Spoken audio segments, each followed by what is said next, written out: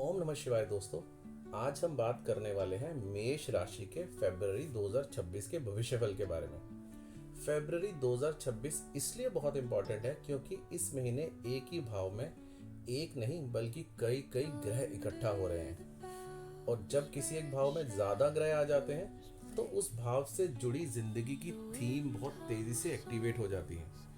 तो पहले अंडरस्टैंड करते हैं कि वो कौन सा भाव है और फिर देखते हैं कि कौन कौन से ग्रह वहां पे आ रहे हैं और फिर उसका असर क्या होगा। तो चलिए आगे बढ़ते हैं। फरवरी 26 में जो सबसे ज्यादा एक्टिव होने वाला भाव है वो है 11th हाउस, 11वां भाव। 11वां भाव किस चीज का होता है?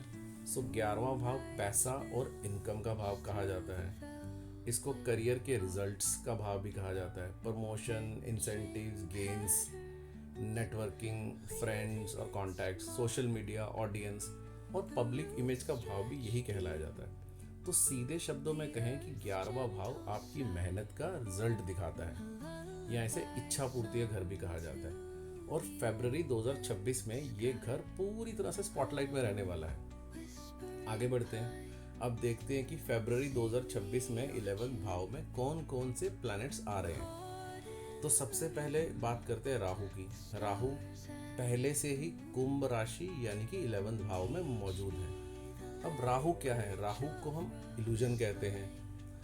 राहु एकदम से चीज़ों को बदल देते हैं। ये बड़े बड़े सपने दिखाते हैं, तेज ग्रोथ देते हैं, पैसा और रीच भी देते हैं। लेकिन एक चीज़ और सिखाते हैं, वो है शॉर्टकट्स का लालच और ओवर एम्बिशन।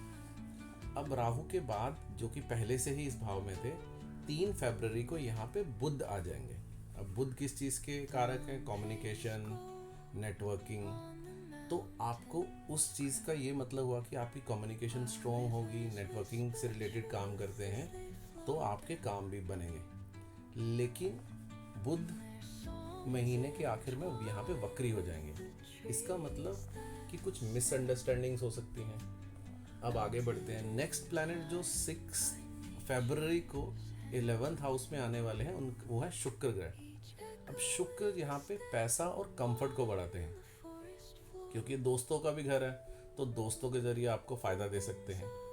और शुक्र आपको पता है लव और फ्रेंडशिप के प्लैनेट हैं, तो ये आपकी लव फ्रेंडशिप भी शुरू करवा सकते हैं। आगे बढ़ते हैं। जो अगला प्लैनेट इस हाउस में आने वाला है वो है सूर्य।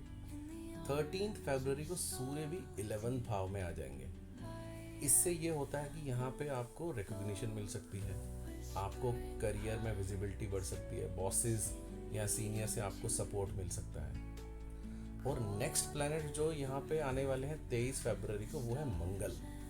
तो मंगल क्या है? मंगल एनर्जी, एक्शन, करेज ये सब देते हैं। लेकिन जब ये राहु के साथ मिलते हैं तो इनको गुस्सा, ईगो क्लैशेस और इम्पल्सिव डिसीजन लेने का खतरा भी बढ़ा देते हैं। ये तो हो गई हमारे 11th हाउस की बात। अब अदर प्लैनेट्स को भी समझते हैं। शनि हमारे 12th भाव में है। इसका मतलब है 12th भाव जो होता है वो खर्चों का होता है, नींद, स्ट्रेस। तो आपके खर्चे बढ़ सकते हैं, आपको नींद आने में कुछ दिक्कत हो सकती है, और डिसिप्लिन नहीं होगा तो आपके ऊपर प्रेशर भी आ सकता है।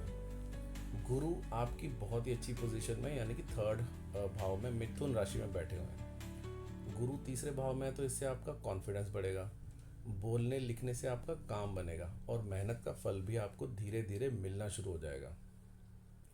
अब आगे बढ़ते हैं और केतु को समझ लेते हैं। केतु आपके 5वें भाव में, और 5वां भाव हमारी लव लाइफ को दिखाता है। और केतु कंफ्यूजन क्रिएट करते हैं, तो आपकी लव लाइफ में कंफ्यूजन हो सकती है, आपको ओवर थिंकिंग का सामना करना पड़ सकता है, और स्टूडेंट्स को भी फोकस बनाने में थोड़ा इशू हो सकता है।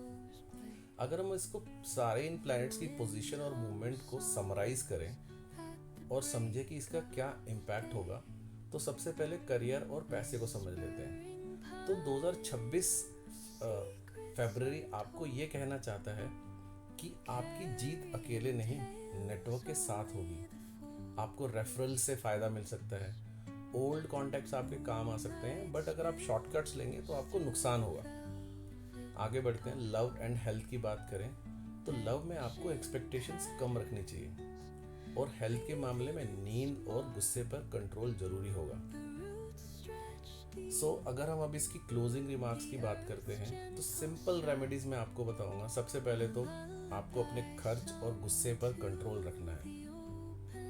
मंगलवार को आप हनुमान चालीसा पढ़ सकते हैं और शनिवार को आप शनि चालीसा का पाठ कर सकते हैं। मेरी क्लोजिंग रिमार्क्स फरवरी 2026 मेष राशि वालों के लिए यही होगी कि आपको इस महीने में बहुत सारी अपॉर्चुनिटीज मिलने वाली हैं। बस आपको सही लोग चुनने हैं और जल्दबाजी करने से